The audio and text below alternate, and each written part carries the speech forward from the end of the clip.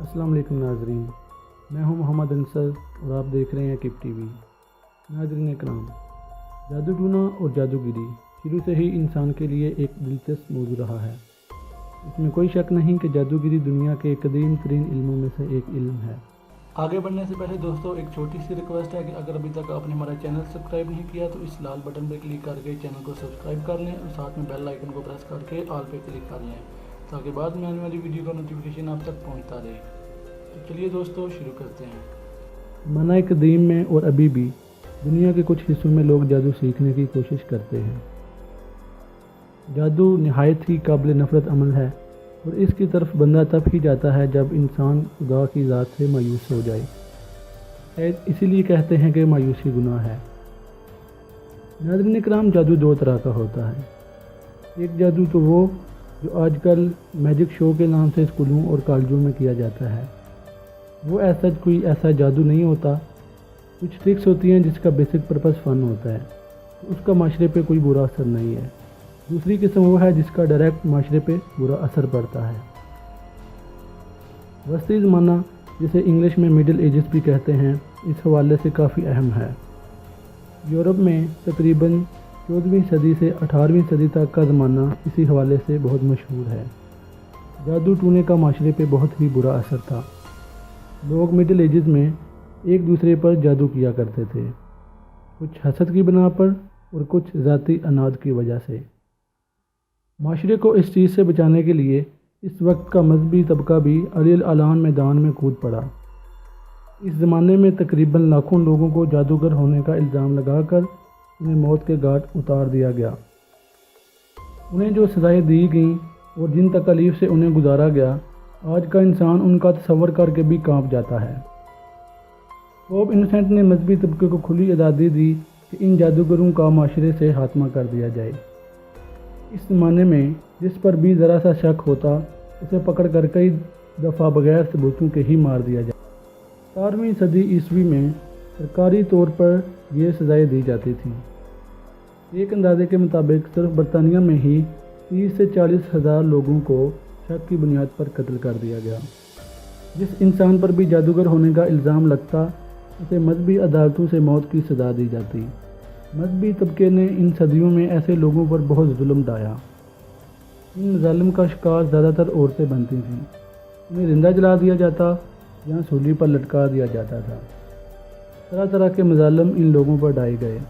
معاشرے میں ایک عجیب طرح کی مایوسی پھیل گئی۔ ایسے واقعات بڑے پیمانے پر یورپ، امریکہ اور افریقہ میں ہوئے۔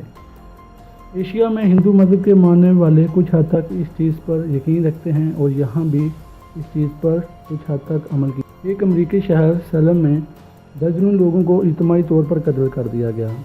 امریکن ریاستوں میں عورتوں کے ساتھ ساتھ مردوں کو بھی اس چیز کا نشانہ بنایا گیا۔ ایک امریکی ریاست میں تو جانوروں تک کو نہ چھوڑا گیا۔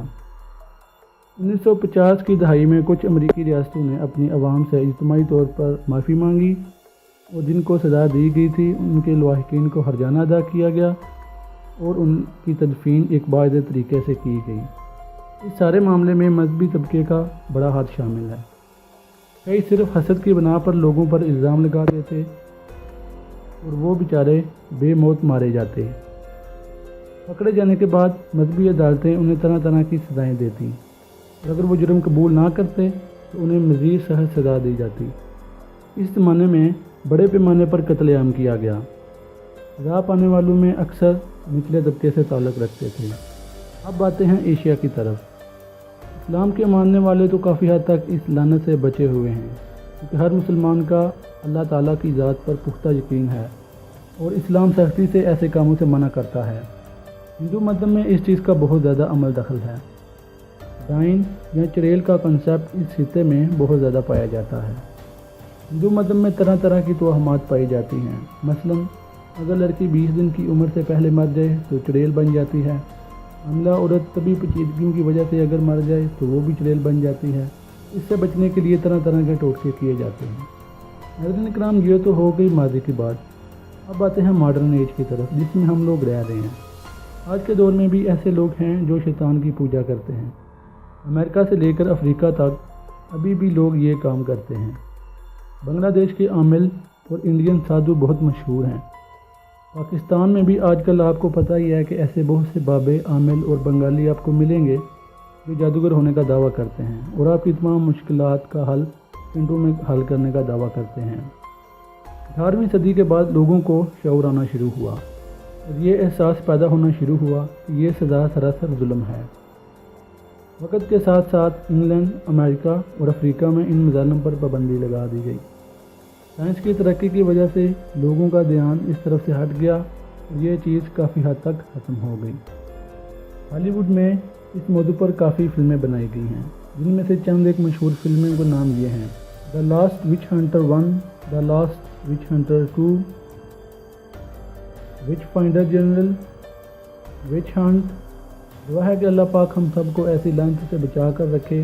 दोस्तों एक छोटी सी रिक्वेस्ट है कि अगर अभी तक आपने हमारा चैनल सब्सक्राइब नहीं किया तो इस लाल बटन पे क्लिक करके चैनल को सब्सक्राइब कर लें और साथ में बेल आइकन को प्रेस करके ऑल पे क्लिक कर लें। मिलते हैं अगली वीडियो में, तब तक के लिए अल्लाह ने रहमान।